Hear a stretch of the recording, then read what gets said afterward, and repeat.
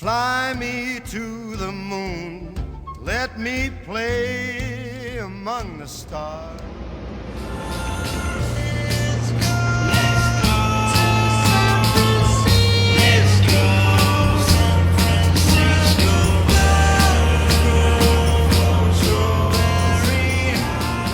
These massive trains are the California Zephyrs, and they're taking me to... Let's have a look around my room.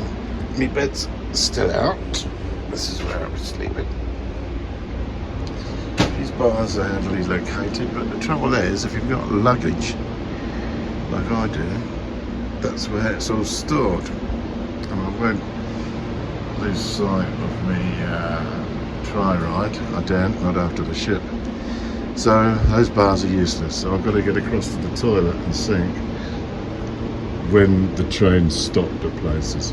If I need the loo when it's moving, it's pretty tricky. So it's a nice little room.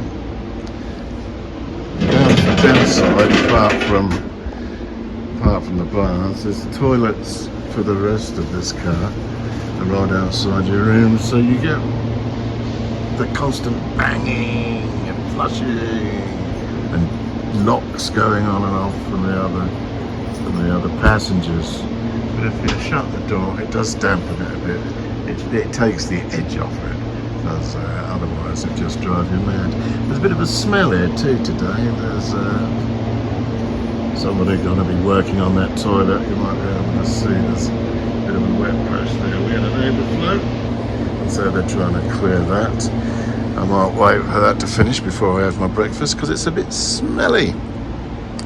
So this is my room in my Californian Zephyr, which I'm in for 2 nights, or 1 more night because I've just spent last night here. Okay, catch you later. Quick word about the Amtrak meals that come with the room. I've just had extremely crispy bacon and omelette or scrambled egg with potatoes. Very cold, not very nice. You might want to make your own.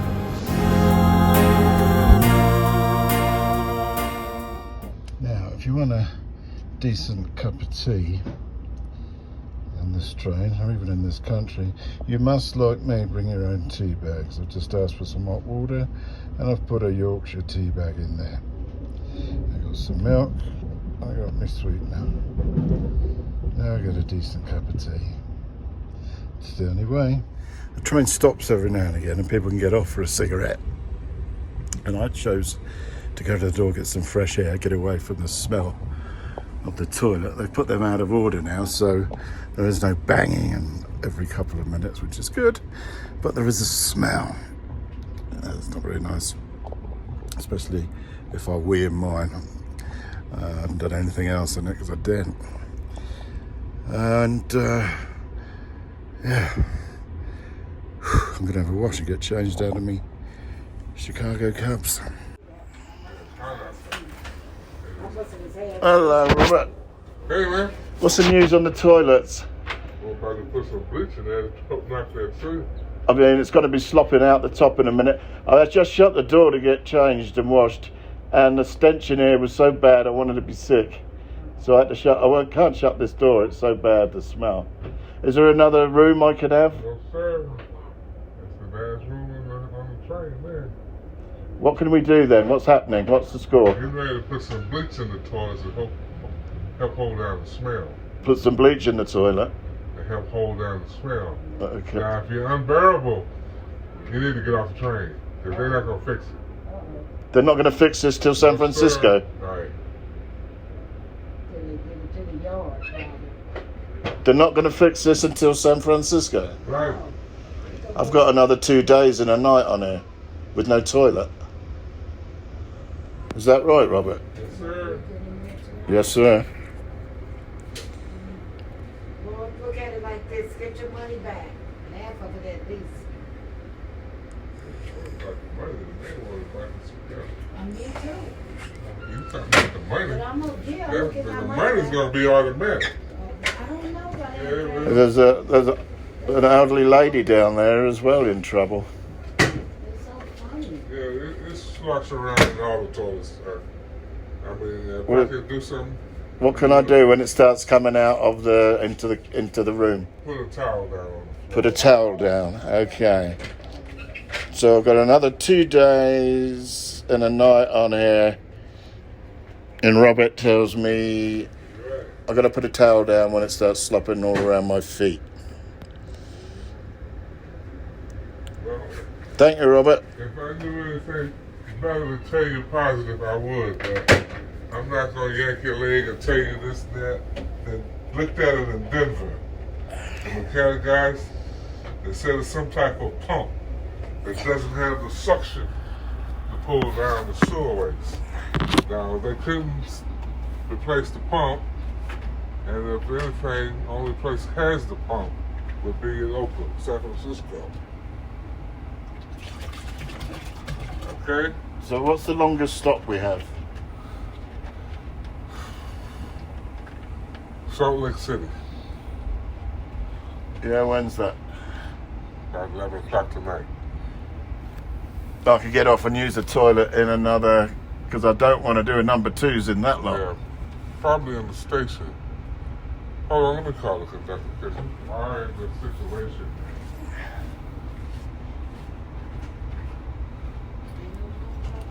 He's going to call ahead at the station, and that's the situation. This is you can hear the old lady down there. Looking at the mountains. Nothing's going to be done after my conversation with Robert. He's very kindly put a couple of towels down over the toilet. A fellow called Dave has just been to see me, and Dave's going to see what he can do. They're going to let me off at a stop at an hour or so, Grand Central Station, somewhere or other. They all seem to have that name. And I can use the toilet on the station, so the train will just have to wait. I'm going to try and get me a room that I can sit in during the day, but this is where I sleep. It's all a bit grim. Oh well, it's happening to me. Doesn't mean it'll happen to you. See you in a bit. Well, we got an update on the toilet situation. The towels are working-ish, but next station they're going to move me to another room. I'm getting down with the crew, in fact. So there's some room with the crew's quarters, which is still down here. So I'm going to pack up, and they're going to move me down. The toilets are working there. So, hurrah, hurrah. After 9 hours of the toilets not working and that conversation with Robert where I had to put towels over it till San Francisco, as my travel agent Linda says, complain. Something will happen sooner or later, and so it does. I'm in a pretty much identical room, but this is in the crew's quarters. And look at that, toilet's open, and I can breathe easy. Now I just sit back and enjoy Colorado. As we go through Colorado into the Rockies, we follow the Colorado River. And there is a tradition on the Colorado River. If you're on the Colorado River and Amtrak goes by, there is an age-old tradition. And I wonder if you can spot that.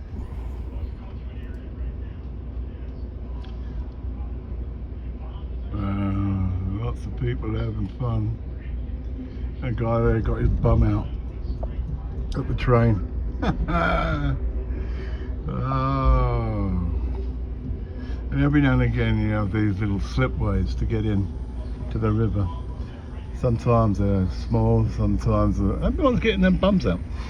Sometimes they're small, and sometimes they're really big slipways with car parks and stuff. And people bring their picnics and stuff by the river. I don't know how to get back because they're all going the same way. Have you noticed? No one's going upstream. That would be quite a paddle. So there must be someone downriver to meet them in a car or something. What a way to spend the day. Yeah, careful what you say. There's a person trying to paddle the other way. Yeah, getting nowhere. Sod's law that, isn't it? You say something and then somebody comes along and does the opposite. I'm climbing up into the Rockies for about an hour now.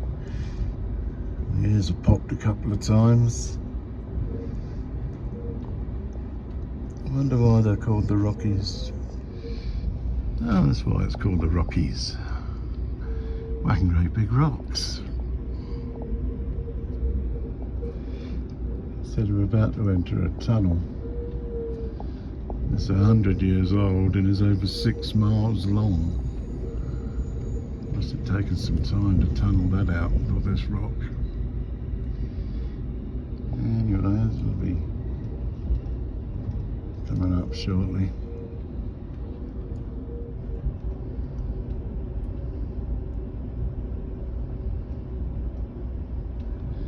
That was the tunnel just there ahead.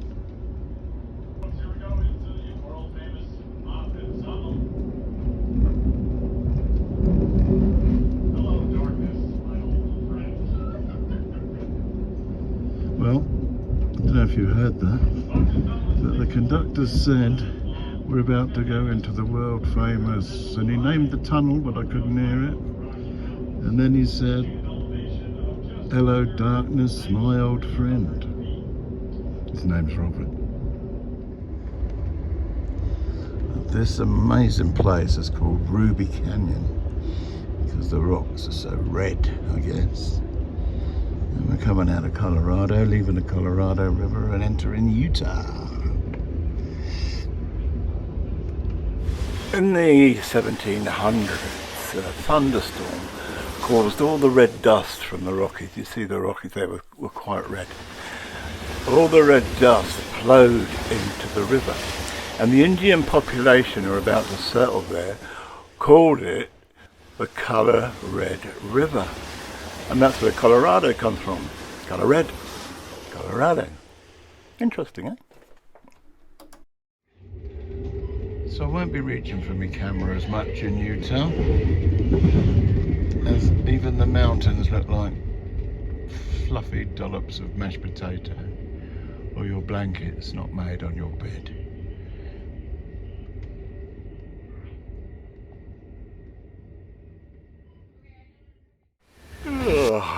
Time for bed. Should be in San Francisco tomorrow. Well, the sun has risen in another state. This morning I'm in Nevada. On my way to San Francisco, we'll be there in about 12 hours, I believe. My last night on the train, looking forward to a night in a hotel. Very glorious day. Well, this morning for breakfast I'm going to try grits. Never tried grits. I never mind with some honey. Sometimes they just put salt, pepper and butter on there. But as it's breakfast, I'm going to make mine sweet. Grits. Tell you all about them in a bit. See you later. Well, the grits for breakfast were pretty good. And to describe grits, it's like porridge made of corn. It's smoother, and yet there are all these loads of tiny little bits of, not grit, it's soft.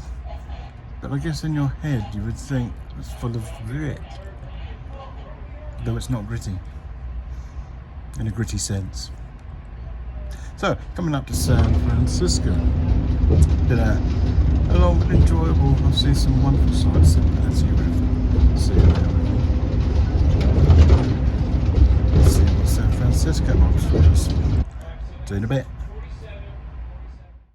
Now, when you move cars, as I had to because of the toilet issue, you also get a new attendant. And I was upgraded from Robert to this beautiful lady, Becca, or Bex as I call her, and she looked after my every need. And the main issue with travelling alone across a country is not obstacles or things, it's people. People are your biggest obstacle. They're either ready to help you, like Bex here, or they're just bone idle and unwilling, like Robert. And I've met a couple of Roberts along the way. Hopefully I won't meet any more. Right, so I'll see you next in San Francisco. On my way to Alcatraz and back. We'll have a little look around Alcatraz. So I'll see you all in a bit. Fly me to the moon, let me play among the stars.